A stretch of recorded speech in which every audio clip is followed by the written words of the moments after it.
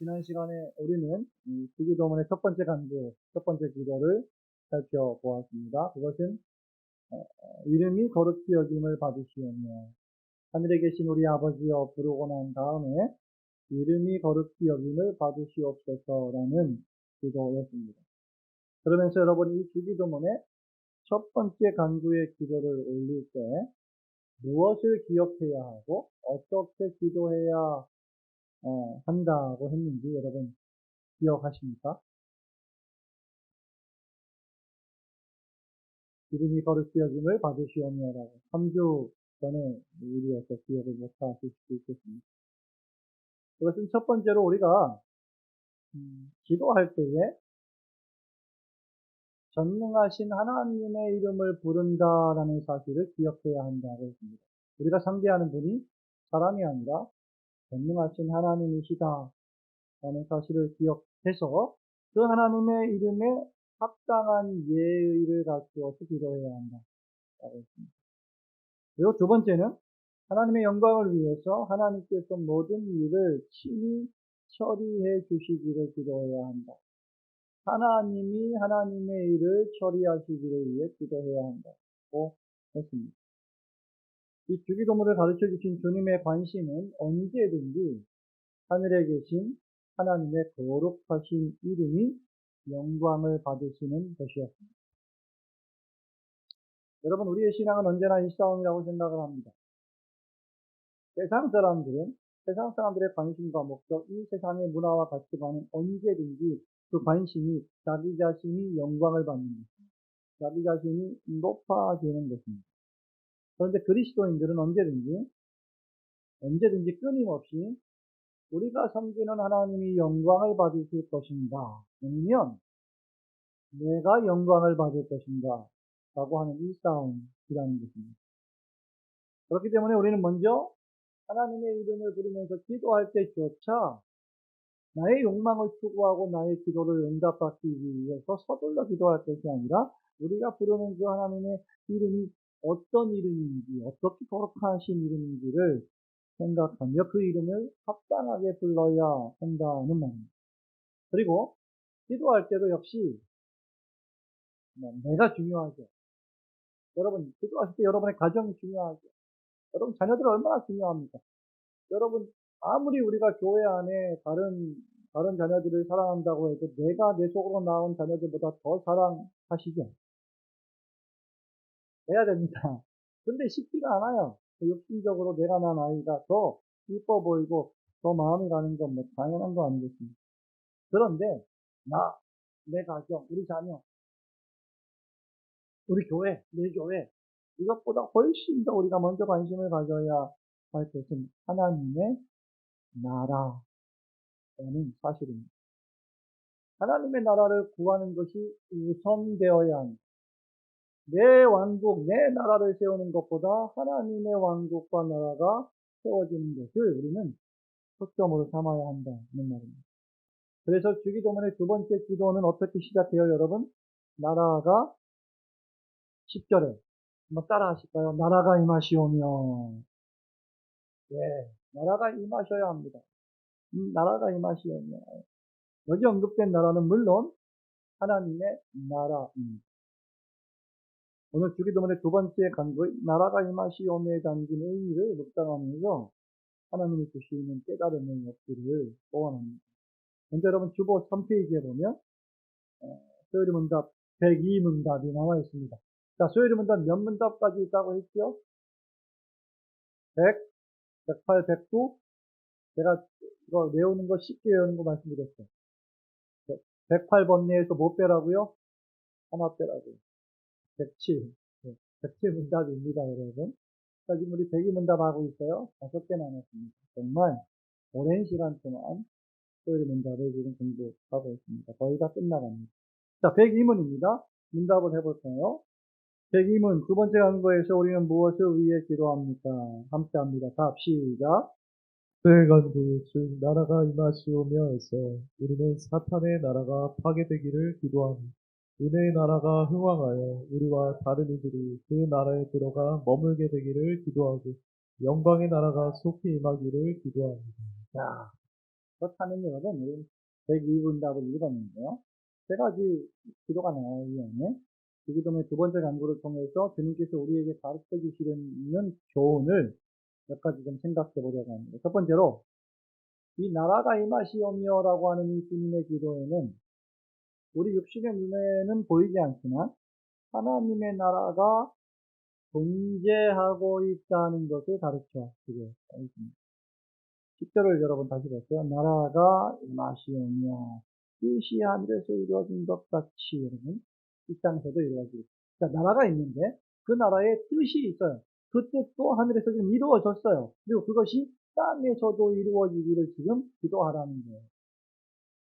여기 나라가 임하시오며라고 할 때 이 나라는 어떤 나라일까? 저는 문맥으로 볼 때 이 나라가 세상 나라가 아니고 사람의 나라가 아닌 것은 분명합니다. 여러분 9절에 보면요. 우리 주님께서 기도를 가르쳐 주시면서 뭐라고 했습니까? 한번 다시 읽어볼까요, 여러분? 9절 시작. 그러므로 너희는 이렇게 기도하라.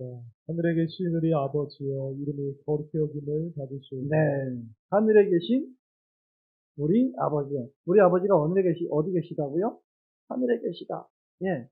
이렇게 선언하시고 나서 우리 아버지가 하늘에 계시는데 하늘에 계신 아버지의 이름이 거룩히 여김을 받으셔야 한다라고 선언하시고 바로 이어서 나라가 임하시오며 라고 하셨습니다. 그렇다면 이 나라는 하늘에 계신 하나님 아버지의 나라인 것이 분명합니다. 또한 10절에 보면 나라가 임하시오며라고 하고서는 이어서 뜻이 하늘에서 이룬 것 같이 땅에서도 이루어지기를 기뻐하는 것으로 보아서 하늘에 있는 하나님의 뜻이 있다는 것도 명백해집니다. 자, 그러면 이 하나님의 나라는 무엇일까? 그것은 분명 대조적으로 볼 때에 지금 여러분이 살아가고 있는 나라가 아닌 것만은 분명합니다. 대한민국이 아닌 것만은 분명해요. 일단 우리 주님은 하늘과 땅을 대조시키고 있습니다. 지상이 아니라는 것. 우리가 발을 붙이고 살고 있는 이 땅이 아니라는 말입니다. 하나님은 하늘에 계시며 우리는 땅에 있습니다. 하나님의 뜻은 하늘에 있으며 그 뜻은 땅에 살고 있는 우리의 뜻과는 전혀 다릅니다. 이 나라는 하나님이 주도하시고 하나님이 통치하시는 나라입니다. 이 세상 나라 엄밀히 말하면 하나님의 주권 속에 있지만 누가 통치합니까? 세상의 열강들이, 대국들이 통치하고 있습니다. 대한민국은 대한민국 주권이 통치합니다. 온 세상 나라들이 다 왕들이 있고 위정자들이 있어서 그 나라들을 다스리고 있습니다. 그런데 지금 이 나라가 임하시오며라고 할 때 이 나라는 하나님이 시작하시고 하나님이 주도하시고 하나님이 다스리시는 나라입니다. 라는 말이죠. 엄밀히 말하면 우리가 살아가는 세상의 역사는 두 가지로 구분할 수가 있을 것입니다. 하나는 하나님이 주도하시는 역사가 있고 다른 하나는 하나님이 허용하시는 역사가 있습니다. 하나님이 주도하시는 역사는 구약과 신약의 역사, 구속의 역사입니다. 구원의 역사. 하나님의 나라의 역사, 하나님의 나라를 완성해가는 역사라고 할 수 있습니다. 그리고 하나님이 허용하시는 역사는 세상의 역사 또는 세속의 역사라고 말할 수 있을 것입니다. 소요리 문답대로 표현하자면 사탄의 나라가 아니라 어떤 나라일까요? 세상 나라는 어떤 나라예요? 사단의 나라지만 하나님의 나라는 소요리 문답에 보세요 여러분. 대기 문답의 답에 무슨 나라예요? 은혜의 나라입니다. 은혜의 나라. 예전에 우리가 모든 것이 은혜이기 때문에 감사해야 한다는 말씀을 드렸는데 은혜의 나라입니다. 세례 요한이 마태복음 3장 2절에서 회개하라 천국이 가까웠느니라고 설교했습니다. 우리 예수님 마태복음 4장 17절에서 동일한 말씀을 하셨죠. 여러분 다 아십니다. 이때부터 예수께서 비로소 전파하여 가라사대 회개하라 천국이 가까웠느니라. 세례 요한도 천국을 말하고 있고 하나님의 나라, 예수님도 천국 하나님의 나라를 말하고 있어요. 그리고 이것을 위해서 너희는 뭐 해야 한다? 회개해야 한다. 회개하고 중생받고 새로운 사람으로 태어나야 한다. 여러분 대한민국 국민이 되려면 어떻게 해야 돼요 여러분요? 내가 되고 싶다고 막 될 수 있나요? 태어나야 됩니다. 대한민국의 부모님의 자녀로 태어나야 되는 국민이 되죠. 마찬가지예요. 하나님의 나라의 백성이 되려면 태어나야 됩니다. 그 방법이 회개와 중생. 첫 번째 교훈에서 우리가 깨달아야 할 바는 육신의 눈으로는 보이지 않지만 하나님의 나라 천국이 존재하고 있으며 신자들은 그것을 믿음으로 보고 믿음으로 알 수 있다는 것입니다. 예수님을 믿는 신자는 이 나라를 볼 수 있어야 합니다. 신자는 이 나라의 시선을 고정시켜야 합니다. 사도 바울이 골로새 교회 교인들에게 편지하면서 여러분 골로새서 3장 1절과 2절에서 이렇게 권면했습니다. 그러므로 너희가 그리스도와 함께 다시 살리심을 받았습니다. 중생입니다. 회심이죠. 회개와 중생입니다. 죄를 회개하고 예수님을 영접함으로 성령의 역사하심을 통해 내 영혼이 혁명적으로 변화되어 예수님을 믿게 되는 거죠. 이게 다시 살리심을 받은 거예요. 다시 살리심을 받았으면 그 다음 위의 것을 찾으라. 거기는 그리스도께서 하나님 우편에 앉아 계십니다. 하나님의 나라를 구하라, 생각하라 그 말이죠. 그러면서 위의 것을 생각하고 땅의 것을 생각하지 말라. 위의 것을 찾으라, 위의 것을 생각하라. 계속해서 바울이 우리에게 권면하고 있어요. 하늘을 보라는 거죠. 하늘. 하나님이 계신 것을 생각하라 하는 말입니다. 신자는 이 나라를 목적하고 지금 눈에 보이지 않는 그 나라를 목적하고 눈에 보이는 이 나라에서 살아가야 한다. 우리가 이 나라가 너무 좋아서요. 그냥 너무 편안해서 우리 장관님 기도하신 것처럼 전쟁도 없고 뭐 사실은 뭐 가끔씩 북한이 미사일을 쏘지만 우리하고 먼 나라 얘기 같고 뭐 편안해요. 너무너무 평안하지 않습니까? 그러니까 이 나라가 그냥 좋아. 여기서 그냥 시집가고 장가가고 아들 딸 잘 먹고 잘 살고 별 어려운 게 없어 보여요.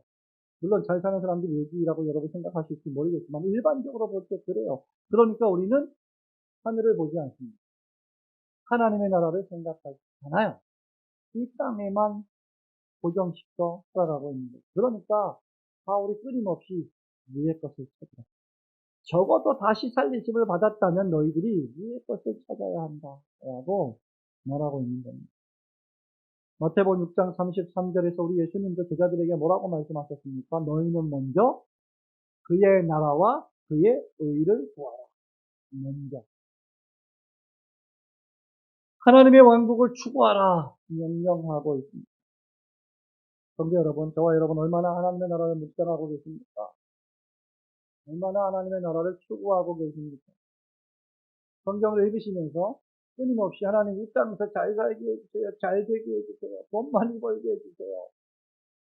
아무런 걱정 의심 없게 살게 해주세요. 물론 그것도 우리의 기도 제목이어야 합니다만은 그것만 계속 기도한다면 그는 어떤 의미에서 하나님의 나라가 있는지도 모르는 사람일지 모릅니다. 우리는 주님을 믿는다고 하면서도 주의 재림을 마라나타, 아멘, 주 예수여, 속히 오시옵소서 고백하고 노래를 부르면서도 하나님과 하나님의 나라를 잊어버릴 만큼 너무나 세속의 현세에 몰두하며 살고 있지는 않은가 생각해 봐야 합니다. 성도 여러분, 육신의 눈에는 보이지 않지만 우리 주님이 가르쳐 주신 기도에 따르면 이 하나님의 나라가 존재한다는 사실을 깨닫고 하나님의 나라가 임하기를 간절히 사모하면서 말씀과 기도 가운데 깨어있는 성도들이 되시기를 주님의 이름으로 축원합니다. 두 번째로 나라가 임하시오며 이 기도는요. 그 존재하는 우리 육신의 눈에 보이지 않지만 존재하는 하나님의 나라가 지금 임하고 있다. 지금 오고 있다. 임하고 있다는 사실을 가르쳐 주고 있습니다. 다시 한번 10절을 보면 여러분 나라가 임하시오며 라는 이 기도의 원문은 Thy kingdom come 당신의 왕국이 오게 하시옵소서 당신의 나라가 오기를 소원합니다. 이런 뜻입니다. 이 세상의 역사 지금 우리가 살아가고 있는 이 세상은 어떻게 보면요 하나님의 나라와 사단의 나라의 전투 장소라고 할 수 있습니다. 그리고 그 전투 장소에서 최전방 기준은 교회라고 할 수 있을 거예요. 물론 교회는 사랑이 넘쳐야 하고 은혜가 넘쳐야 하고 형제자매 간에 기쁨과 즐거움이 넘쳐야 하지만 동시에 교회라고 하는 것은 전투를 위해서 군병들을 훈련시키는 베이스 캠프와 같은 곳이라는 사실도 우리는 잊어서는 안 됩니다. 만약 그렇지 않다면 신약성경에 특별히 사도 바울이 쓴 편지 가운데 그렇게 끊임없이 그리스도의 군사, 군병 이런 이야기를 하지 않았을 겁니다. 그러므로 우리가 하나님의 나라가 임하시오며라고 기도할 때는 어떻게 기도해야 하느냐? 사단의 나라가 그 세력을 잃어버리고 파괴되기를 원하며 이렇게 기도해야 됩니다. 하나님, 사단의 왕국이, 사단의 나라가 이 세상에서, 이 나라에서, 우리나라에서, 교회에서 세력을 얻지 못하도록 주님 도와주십시오. 파괴되기를 원합니다. 동시에 하나님의 나라, 즉 은혜의 나라가 세력을 얻고 성장하기를 소원하며 기도하는 것입니다. 매우 구체적인 기도입니다. 그렇다면 이 하나님의 나라는 어떻게 임할까요? 복음서에 보면요, 우리는 하나님, 예수님에게 바리새인들이 이렇게 기도하죠. 예수님, 하나님을 좀 보여주세요. 그럼 우리가 믿겠나이다. 하나님도 보여주시고 하나님이 만들고 계시다고 하는 그 하나님의 나라도 좀 우리에게 보여주세요. 그러면 우리가 빨리 믿지 않겠습니까? 라고 질문했어요. 누가복음 17장 20절 21절에 제가 읽어드릴게요. 바리새인들이 하나님의 나라가 어느 때에 임하나이까 묻거늘 예수께서 대답하여 가라사대 하나님의 나라는 볼 수 있게 임하는 것이 아니요 또 여기 있다 저기 있다고도 못하리니 그 다음 말씀 뭐죠? 하나님의 나라는 너희 안에 있는다. 이게 하나님 나라의 특징입니다. 여러분 나라를 한번 생각해 보십시오. 나라, 네이션, 한 국가, 대한민국이라는 국가, 미국이라는 국가, 일본이라는 국가 한번 생각해 보세요. 미국, 대한민국, 영국, 뭐 이런 나라를 생각하기 쉽죠. 우리가 나라를 생각할 때. 보통 나라가 형성되기 위해서는 국가의 3요소, 사회 시간에 나오나요? 이거 어디에 나오나요? 국가의 3요소, 뭐뭐예요? 국민, 영토, 주권. 예. 여러분, 이거 어떻게 이렇게 안 잊어버리고 다 기억을 하십니까? 나라가 성립되려면 국민이 있어야 됩니다. 그리고 그 국민들이 살아야 할 영토, 즉, 땅이 있어야 합니다. 그리고 그 영토에 살고 있는 국민들이 지니고 있는 권리, 주권, 스스로 다스릴 수 있는 권리, 주권이 있어야 합니다. 그래서 대한민국 하면 국민이 있고, 대한민국 국민이 있고, 한반도라고 하는 영토가 있고, 정부라고 하는 주권이 있습니다. 이게 나라예요. 대한민국이라는 나라가 있는 거죠. 나라가 없다는 게 얼마나 엄청난 일입니까? 난민들 보십시오. 나라를 잃어버린 난민들 비참하게 살기 없습니다. 그러니까 우리는 끊임없이 나라를 위해서도 기도를 해야 돼요. 그런데 하나님의 나라의 본질적인 특징 가운데 하나는 영적이라는 겁니다. 세상 나라는 육적이에요. 눈에 보이고 물리적입니다. 그런데 하나님의 나라는 영적이다. 눈에 보이지 않는다. 우리 예수님 말씀하셨죠? 여기 있다 저기 있다고도 못한다. 볼 수 있게 임하는 게 아니다. 그래서 이 나라가 어려운 나라예요.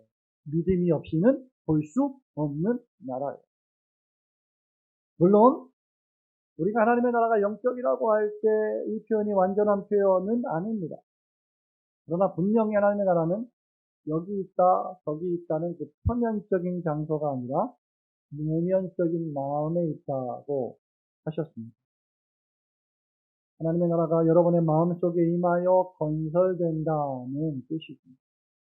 엄밀히 말하면 신자의 영혼이 하나님 나라의 영토라고 할 수 있을 거예요. 하나님은 여러분의 영혼의 왕으로서 주권적으로 여러분의 영혼을 통치하십니다.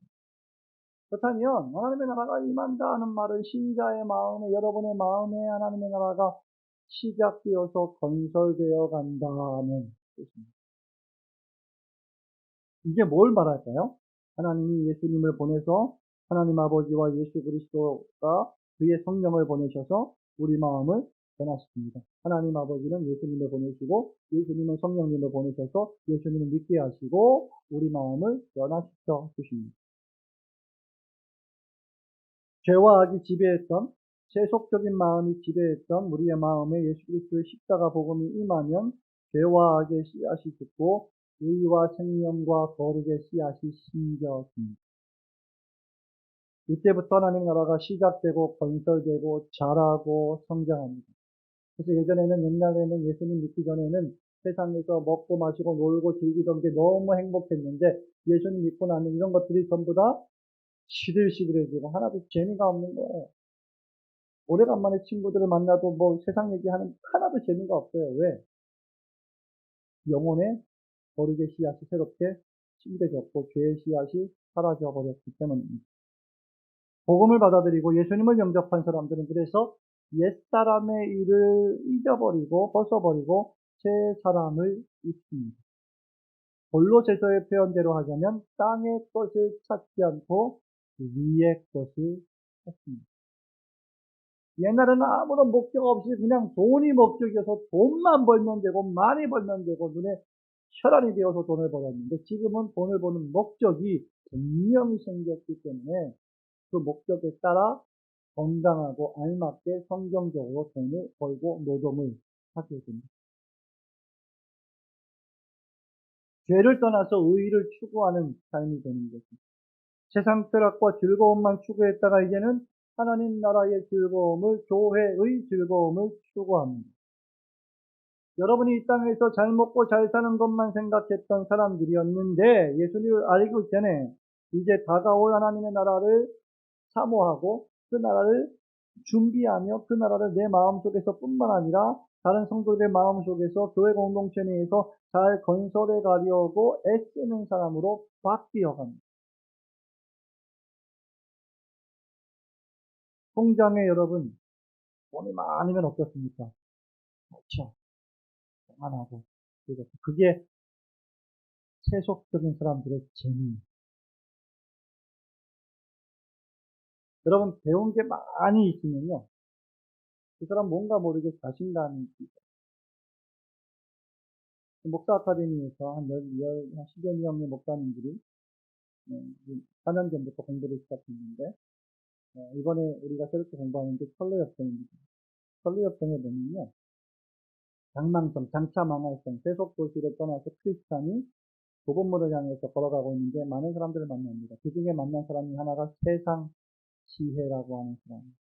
이 세상 지혜라고 하는 사람이 이 크리스찬에게 당신은 왜 그렇게 인상을 주면서 당신이 살고 있는 아내와 자녀들이 있는 세상 친구들이 있는 저 도시를 떠나서 좁은 문을 향해 달려갑니까? 물으니까 그 좁은 문을 통해서 가면 이 걱정과 근심, 장차 망할 것 같은 죄와 죽음의 걱정과 근심과 고통을 덜어줄 무엇인가가 있다라고 전도자가 나에게 알려주었습니다. 라고 말을 했습니다. 세상 지혜가 뭐라고 하냐면 나도 그걸 들었는데 크리스찬이 속지 마십시오. 나도 들어봤는데 그건 고생길입니다. 그 길로 가는 즉시 당신에게는 고생이 임할 것이고 고통이 임할 것입니다. 어떤 의미에서 세상 지혜는요, 진실한 사람이에요. 이거 아는 사람이거든요. 근데 그렇다고 해서 좁은 문으로 안 가면 그거야말로 진짜 고생입니다. 그러면서 세상 지혜가 뭐라고 말하는지 아십니까? 내가 그래도 살아봐도 당신보다 더 많이 살아봤고 경험을 더 많이 했으니 내 말을 들으시오. 여러분 이게 세상의 법칙이에요. 세상에는 누가 진리입니까? 많이 가진 사람이 진리예요. 큰 게 진리입니다. 세상 지혜를 많이 가진 사람이 진리입니다. 그래서 여러분 세상 지혜로 가득 차 있는 사람은 영적으로 풍성한 그런 즐거움을 잘 모르는 거예요. 그래서 육적으로 풍성한 걸 계속 추구해야 돼요. 그래서 통장에 돈만 모으는 재미로 돈을 쓸 줄도 몰라 돈만 모아. 우리가 그랬습니다. 여러분 그랬다가 교회를 세우고 선교사를 후원하고 복음을 전하는 일에 그 돈을 투자하는 즐거움으로 새롭게 변화됩니다. 이 모든 일들이 예수 그리스도의 십자가 복음으로 시작되는 것입니다. 예수님 자신의 표현대로 하자면 마태복음 12장 28절입니다. 그러나 내가 하나님의 성령을 입어 귀신을 쫓아내는 것이면 하나님의 나라가 이미 너희에게 임하였느니라. 예수님이 오신 특징 가운데 하나가 뭐예요? 귀신이 쫓겨나가는 겁니다. 신약시대에. 귀신이 쫓겨나간다는 것은 하나님의 왕국이 임했다는 웅변적인 증거입니다. 왜? 사단이 통치하는 귀신의 세력과 영역이 축출되는 것이기 때문에. 바로 이것입니다. 성도 여러분, 주님이 오시면 사단이 물러가고 귀신이 떠나가고 죽은 자가 살아나고 아픈 자가 고침을 받는 이 일이 발생한다는 것은 눈에 보이지 않지만 초자연적인 하나님의 나라가 임했다는 것을 의미합니다. 그러면 오늘날에도 이런 일이 벌어질까요, 목사님? 아닙니다. 어떻게 하나님의 나라가 임할까요? 교회의 설교와 복음 증언과 전파를 통하여 하나님의 나라가 임합니다.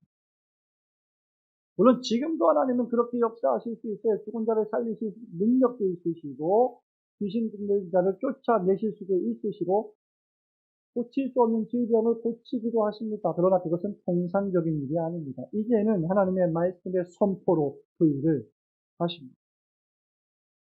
그래서 교회는 중대한 하나님 나라 운동의 부속기관이요, 설교와 전도는 하나님 나라 운동의 중대한 열쇠입니다. 그래서 우리 주님이 요한복음 18장 36절에서 내 나라가 여기 이 세상에 속한 것이 아니다. 나는 여기에 세상 나라를 세우기 위해 온 것이 아니다라고 말씀하신 겁니다. 예수님은 정치적인 나라를 건설하기 위해서가 아닙니다. 완전히 새로운 종류의 나라를 세우기 위해서 오셨습니다. 이것이 바로 하나님의 나라가 영적인 특징을 가지고 있다는 것의 의미입니다. 그러므로 여러분, 불신자가 신자가 되기 전에는, 믿음이 없는 자가 믿음을 가지기 전에는 죄인이 십자가 은혜로 의인이 되어 은혜의 왕국에 들어가기 전에는 참된 하나님 나라가 임하지 않습니다. 여러분, 우리 크리스찬 청년들이 믿음 있는 형제자매와 교제하고 결혼해야 될 이유가 여기에 있는 겁니다. 하나님의 나라가 임한 변화된 심령과 교제하고 그와 함께 가정을 꾸리며 하나님의 나라 건설을 위해 매진하는 것이 그리스도인들의 의무입니다. 신앙이 없는, 믿음이 없는 사람에게 하나님의 나라를 기대할 수가 없습니다. 복음을 믿고 예수님을 영접하지 않고는 하나님이 통치하시는 하나님의 자녀가 되는 권세를 누릴 수가 없습니다. 따라서 우리가 나라가 임하시오며라는 기도를 올릴 때 이렇게 기도하셔야 돼요. 하나님, 우리 가족 중에 아직 하나님의 나라가 임하지 않은 가족이 있다면 그 마음에, 그 영혼에 나라가 임하기를 소원합니다. 내 아버지, 내 어머니, 내 아들, 딸, 내 자녀들에게 하나님의 나라가 임하기를 소원합니다. 나라가 임하시오며라는 기도를 올릴 때 우리는 죄인들이 죄를 회개하고 주님을 영접하고 다가올 하나님의 나라를 준비하는 변화된 심령이 되게 해달라고 기도하셔야 합니다. 하나님의 나라는 시작되었습니다. 그리고 진행 중이고 건설 중에 있습니다. 이 나라가 완성될 날이 올 것입니다.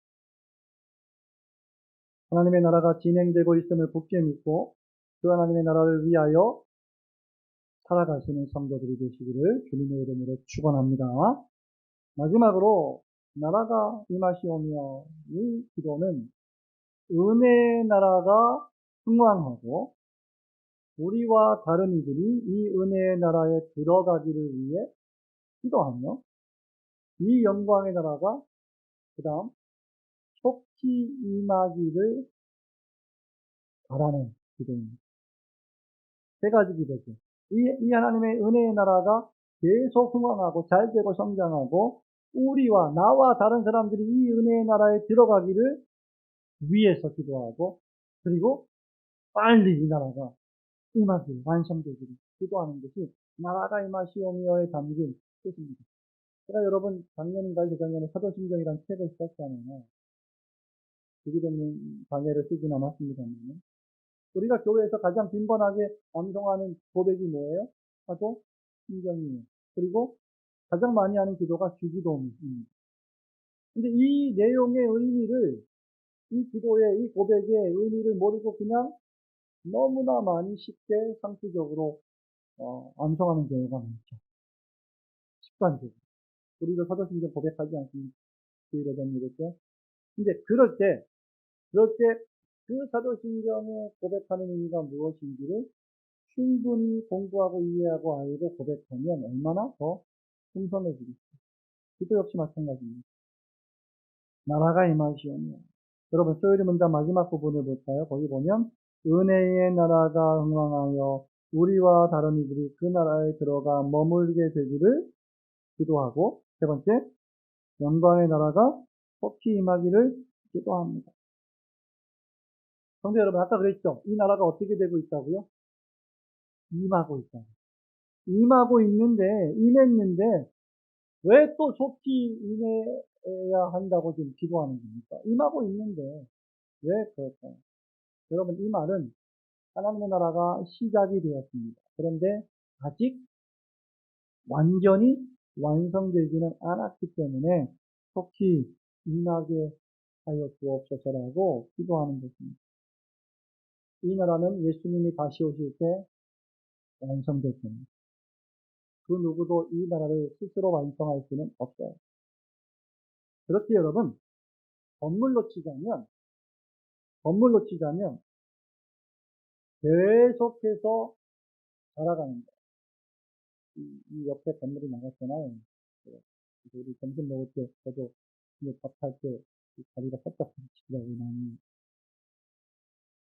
아무것도 없는 공간에 공사를 제 기억이 맞다면 한 6일에서 10일 했어요. 얼마나 시끄러운지.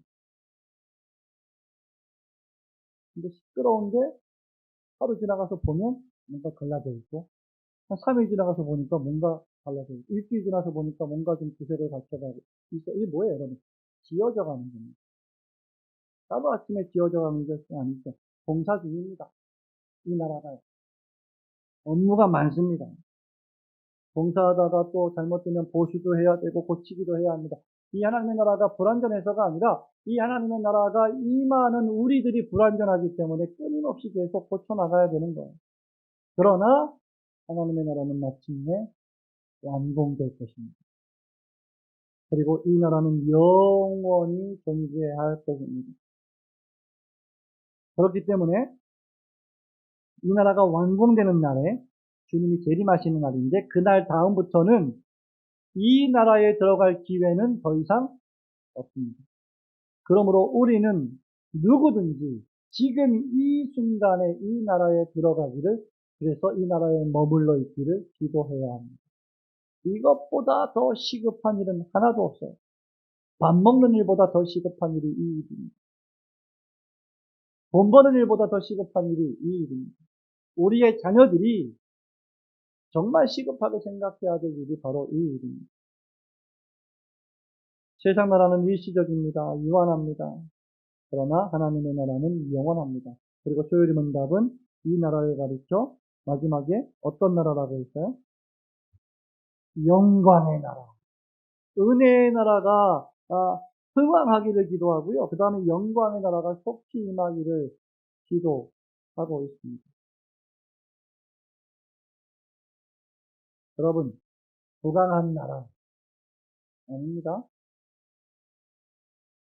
아름다운 나라도 아니고 영광의 나라라고. 이게 하나님 나라의 특징입니다. 강하기도 하고 아름답기도 하지만 영광의 나라예요. 이 지구상 어디에 어떤 나라가 영광스러운 나라가 있을까? 한번 생각해 보세요. 어떤 나라가 영광스러운 나라가 있어요? 옛날엔 있었죠. 로마 제국의 영광스러운 해가 지지 않는 나라. 이집트 제국, 이집트의 왕자, 영화도 있잖아요. 지금은 영광의 나라는 없습니다. 오직 하나님의 나라만 영광스러운 나라입니다. 우리가 이 하나님 나라의 영광을 조금이라도 경험한다면 세상 나라에 여러분 그리 큰 미련이나 연민을 두지 않을 겁니다. 우리 어른들, 80대, 90대, 100대 사신 분들은 이제 그 중에 이제 예수님을 믿는 이제 신도민들은 믿는다고 한다면 그분들 소원이 뭘까요? 여러분? 그냥 빨리 천국 가는 게 있어요. 이제 그건 이제 힘드니까 그러신 거죠. 그런 것도 있는 것 같아요. 힘드니까 사는 게 너무 보여지니까. 근데 젊은 사람들, 상대적으로 좀 더 젊은 사람들 어떻습니까, 여러분?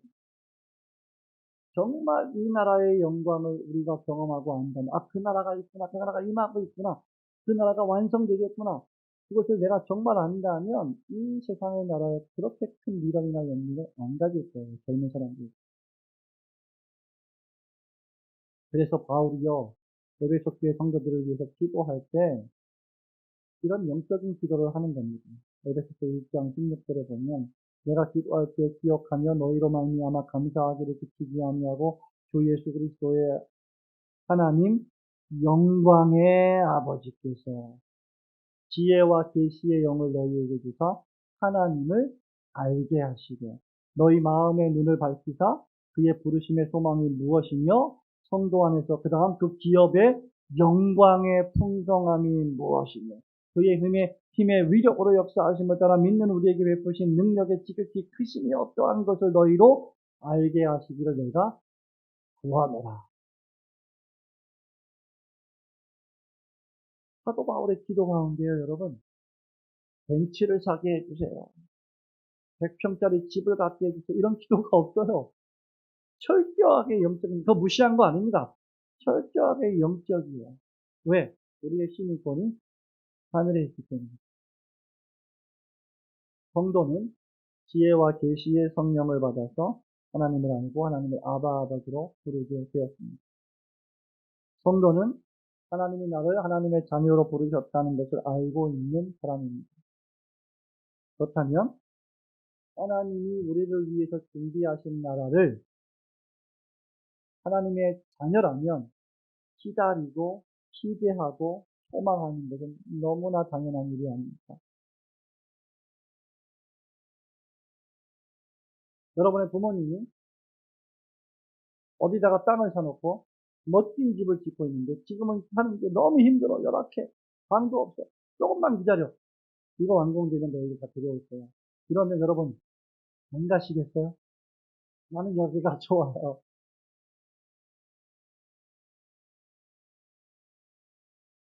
그렇기 때문에 우리는 세상에 발을 붙이고 살 때 늘 하나님이 우리를 위하여 준비하시는 나라를 생각할 줄 알아야 합니다. 신자는 최선을 다해서 이 세상에 하나님의 나라가 임하도록 간절히 기도해야 합니다. 그리고 우리는 이 세상에서 부지런히 빛을 비추고 소금의 짠맛을 내야 합니다. 이 세상이 좀 더 어제보다 오늘이, 오늘보다 내일이 나은 세상이 될 수 있도록 기도하고 힘쓰고 했어야 합니다. 그러나 그것이 우리의 유일한 목적이 되어서는 안 됩니다. 도덕주의자들, 윤리주의자들이 바로 이런 목적을 가지고 교회가 이 세상을 더 나은 세상으로 만들어야 된다, 거기에 모든 목적이 있어야 한다고 가르치지만 진정한 그리스도인들은 다가올 하나님의 나라만이 이 세상에 그렇게 바뀔 수 있음을 믿는 사람들입니다. 요한계시록을 마감하면서 요한계시록 22장 20절에서 우리 지난번 살펴본 것처럼 이것들을 증언하시니가 이르시되 내가 진실로 속히 오리라 하시거늘 아멘 주 예수여 오시옵소서.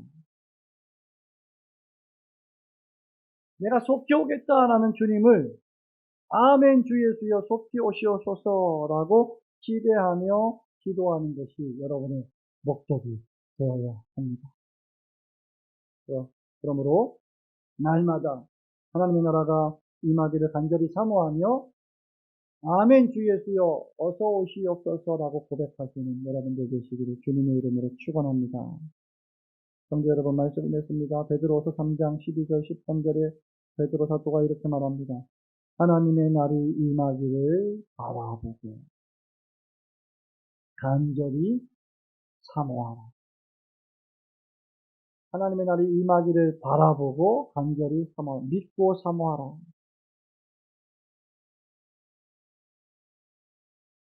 그날에 하늘이 불에 타서 풀어지고 물질이 뜨거운 불에 녹아지려니와 우리는 그의 약속대로 의가 있는 곳인 새하늘과 새 땅을 바라보도다.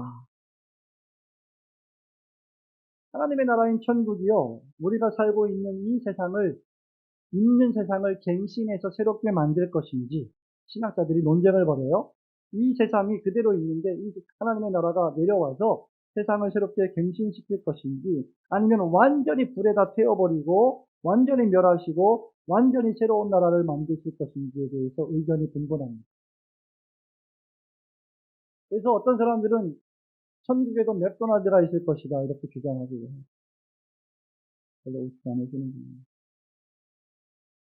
이 땅에 있는 모든 것들을 완전히 죄가 없는 거룩한 것으로 바꾸신다는 그런 신학적인 사상의 근거에서 그런 말들이 나오는 거예요.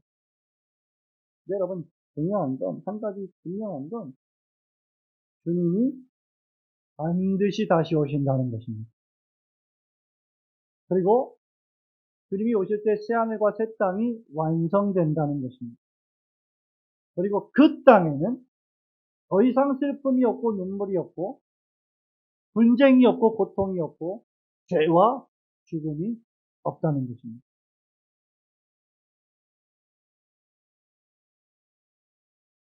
곡하는 것이나 늙는 것이나 같은 것들 없을 것입니다.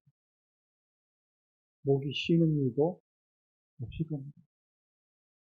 이유는 주님께서 우리를 완전히 새롭게 변화시키시기 때문입니다.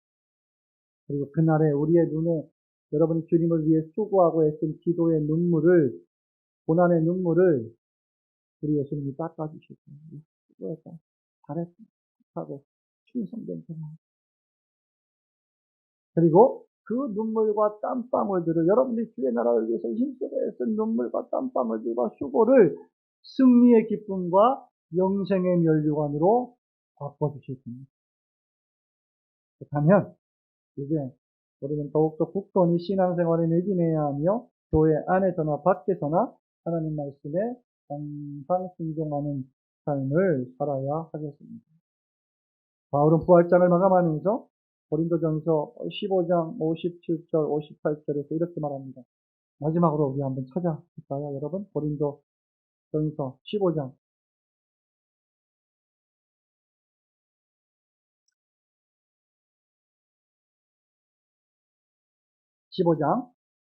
57절 58절 다 찾으셨습니까? 284페이지 15장 57절 58절 시작. 우리 주 예수 그리스도로 말미암아 우리에게 승리를 주시는 하나님께 감사하노니 그러므로 내 사랑하는 형제들아 견실하며 흔들리지 말고 항상 주의 일에 더욱 힘쓰는 자들이 되라. 이는 너희 수고가 주 안에서 헛되지 않은 줄 알미라. 아멘. 여러분의 수고가 주 안에서 헛되지 않을 줄 알고 항상 주의 일에 더욱 힘쓰시는 성도들이 되시기를 주님의 이름으로 축원합니다.